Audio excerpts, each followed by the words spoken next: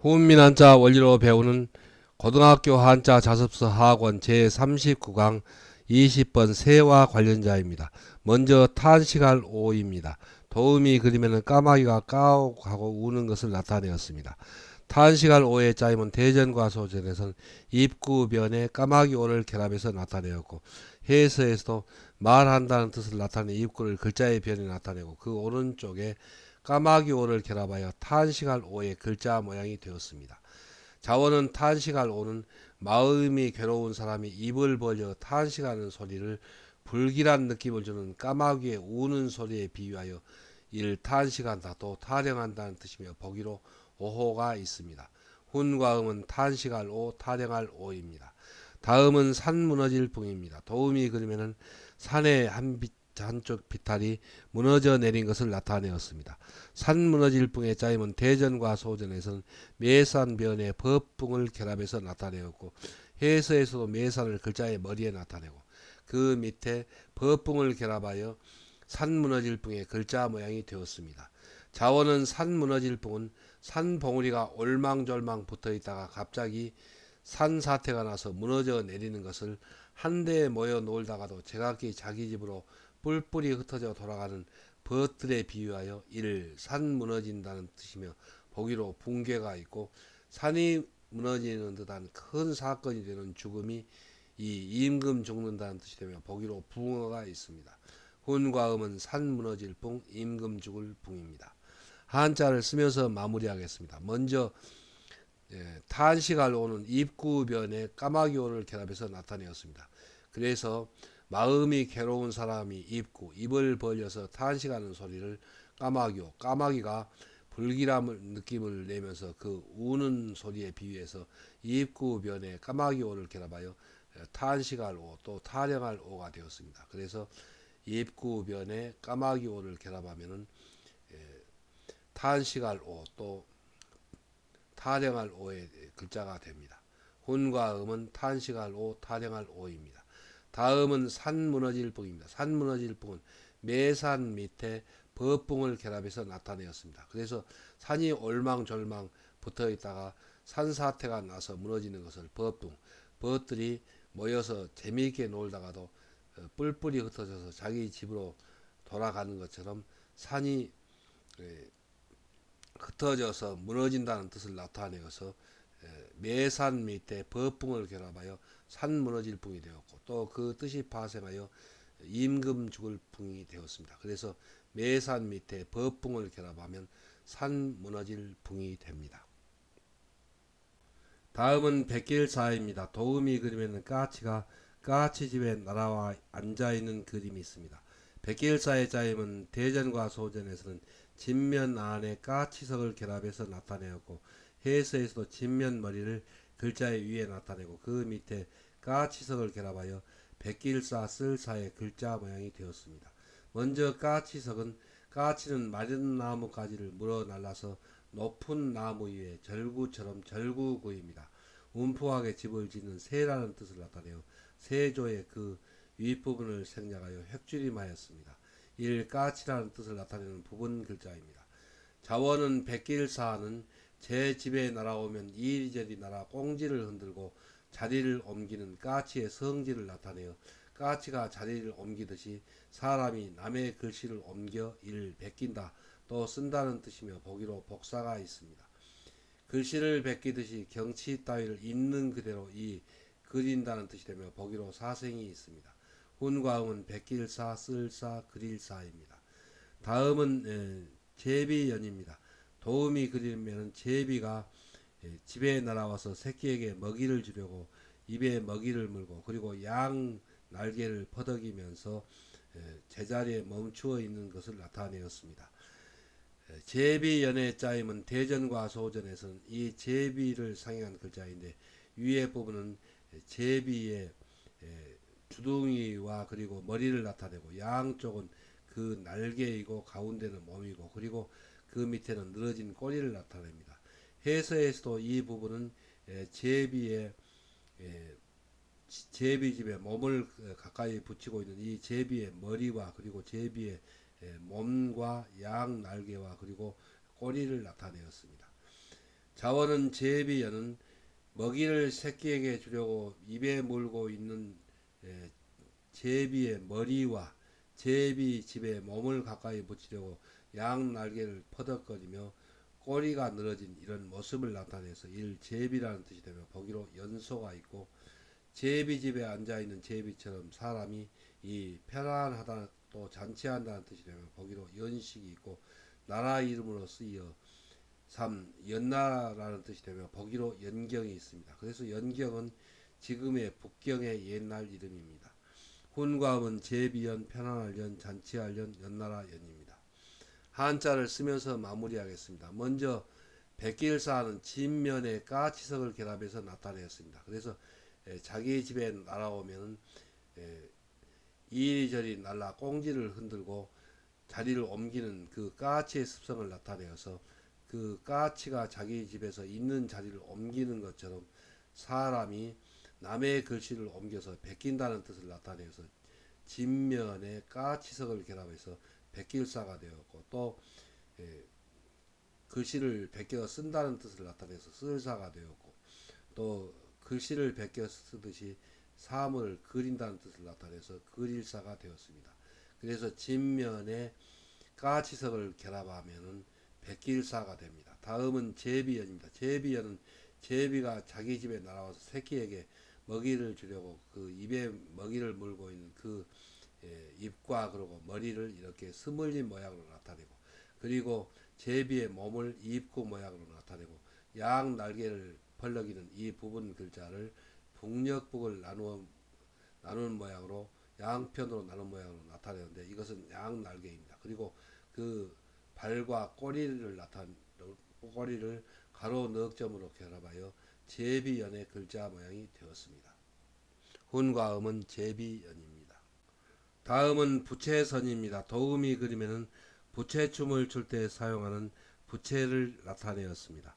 부채선의 짜임은 대전과 소전에서는 지게문호에 깃털후를 결합해서 나타내었고, 해서에서도 지게문호를 글자의 엄에 나타내고 그 안에 깃털우를 결합하여 부채선의 글자 모양이 되었습니다. 자원은 부채선은 시원한 바람을 내려고 지게문을 열고 닫듯이, 또 새가 날개를 벌럭이듯이 부채를 흔드는 것을 나타내어 이를 부채라는 뜻이며 보기로 선풍기가 있고, 불난 곳에 부채질하여 이 부축인다는 뜻이 되며 보기로 선동이 있고, 이 불화변에 부채선을 결합하여 불난 곳에 부채질하듯이 부축인다는 뜻을 나타내는 부축일선과 그 뜻이 흡사합니다. 혼과음은 부채선, 부축일선입니다. 다음은 늙은이옹입니다. 도음이 그림에는 늙은이가 턱과 목에 수염이 길게 자란 것과, 그리고 새의 머리와 목에 골고루 깃털이 나 있는 것을 비유하여 나타내었습니다. 늙은이옹의 짜임은 대전과 소전에서는 공평할 공에 깃털우를 결합해서 나타내었고, 해서에서도 골고루의 뜻을 나타내는 공평할 공을 글자 위에 나타내고 그 밑에 깃털우를 결합하여 늙은이용의 글자 모양이 되었습니다.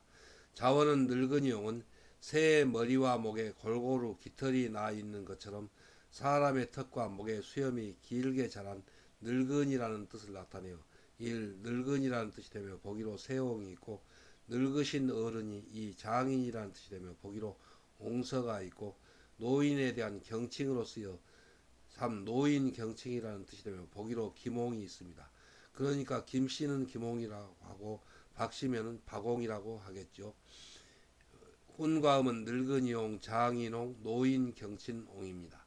한자를 쓰면서 마무리하겠습니다. 먼저 부채에서는 지게문호에 깃털우를 결합해서 나타내었습니다. 그래서 부채에 바람을 내려고 지게문을 열고 닫듯이, 또는 새가 날아갈 때 깃털을 펄럭이듯이 부채를 흔드는 것을 나타내서 부채선이 되었고, 또 그 뜻이 파생하여 부축일선이 되었습니다. 그래서 지게문호에 깃털우를 결합하면 부채선이 됩니다. 다음은 늙은이옹입니다. 늙은이옹은 골고루의 뜻을 나타내는 공평할 공을 글자 위에 나타내고 그 밑에 깃털우를 결합해서 나타내었습니다. 그래서 골고루 목의 둘레에 깃털이 나 있는 그 새와 또 턱과 턱에 수염이 자라고 머리가 길게 자란 그런 노인의 공통점을 나타내어서 늙은이옹이 되었습니다. 그리고 그 뜻이 파생하여 장인옹이 되었고 또 노인 경칭옹이 되었습니다. 훈과 음은 늙은이옹입니다. 다음은 날개익입니다. 도우미 그림에는 새가 날개를 활짝 펴고 공중으로 날아오르는 그림이 있습니다. 날개익의 짜임은 대전과 소전에서는 깃털우 날개우에 달을 이를 결합해서 나타내었고 해서에서도 날개의 뜻을 나타내는 깃털우를 글자 위에 나타내고 그 밑에 달을 이를 결합하여 날개익의 글자 모양이 되었습니다. 자원은 날개익은 날짐승의 두 날개가 몸의 양쪽에 방향을 달리하여 나 있는 것을 나타내어 일 날개라는 뜻이며 보기로 우익이 있고 날개는 새가 날아가는 것을 이 돕는다 또 호위한다는 뜻이며 보기로 익대가 있습니다. 훈과 음은 날개익, 도울익, 호위할 익입니다. 다음은 빨래할 탁입니다. 도우미 그림에는 예전에 강가에서 여인들이 빨래하는 것을 나타내었습니다. 빨래할 탁의 짜임은 대전과 소전에서는 물수변의 꿩기적을 결합해서 나타내었고 해서에서도 물수를 글자의 변에 나타내고 그 오른쪽에 꿩기적을 결합하여 빨래할 탁의 글자 모양이 되었습니다. 먼저 꿩기적은 꼬리 깃털이 깃우입니다. 매우 아름답게 빛나는 새추입니다. 새가 꿩이라는 뜻을 나타내어 꿩깃 또 꿩이라는 뜻을 나타내는 부분 글자입니다. 자원은 빨래할 탁은 옷을 물에 깨끗이 빨아서 꿩기처럼 산뜻하게 이를 빨래한다, 빤다, 또 씻는다는 뜻이며 보기로 세탁이 있습니다. 훈과 음은 빨래할 탁, 빨탁, 씻을 탁입니다. 한자를 쓰면서 마무리하겠습니다. 먼저 날개익은 날개우 기두를 글자 위에 나타내었습니다. 그래서 새의 날개는 그런 뜻입니다. 달을리 서로 두 날개가 방향을 달리하여 나 있다는 뜻에서 달을 이를 결합했습니다. 그래서 깃털우 날개우에 달을 이를 결합하면 날개익이 됩니다. 그래서 깃털우에 달을 이를 결합하였습니다. 그래서 날개익이 되었고 또 새의 날개는 새가 날아가는 것을 돕는다는 뜻을 나타내서 도울익 또 호위할 익입니다. 그래서 깃털 우에 달을 이를 결합하면 그 깃털 그 새의 날개가 방향을 달리하여 나 있다는 뜻에서 날개익이 됩니다. 다음은 빨래할 탁입니다. 빨래할 탁은 물수변의 꿩기적을 결합해서 나타내었습니다. 그래서 물에서 때가 묻은 그런 옷을 빨래를 하면은 그 옷이 새 꿩깃의 그 날개처럼 산뜻하게 깨끗하게 변한다는 뜻을 나타내어서 물수변의 꿩기적을 결합해서 빨래할 탁이 되었고 또 그 뜻은 바로 빨탁이고 또 씻을 탁입니다. 그래서 물수변의 꿩기적을 결합하면 빨래할 탁, 빨탁 그리고 씻을 탁이 됩니다. 훈과 음은 빨래할 탁입니다. 다음은 요일요입니다. 도우미 그림에는 일월화수목금토의 일주일을 나타내었습니다. 요일요의 짜임은 대전과 소전에서는 해일변에 꿩기적을 결합해서 나타내었고 해서에서도 해일을 글자의 변에 나타내고 그 오른쪽에 꿩기적을 결합하여 요일요의 글자 모양이 되었습니다.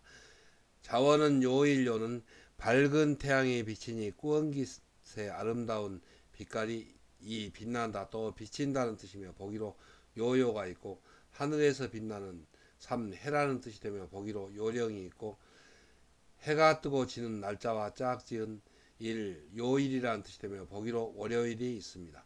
훈과 음은 요일요, 빛날요, 비칠요, 해요입니다.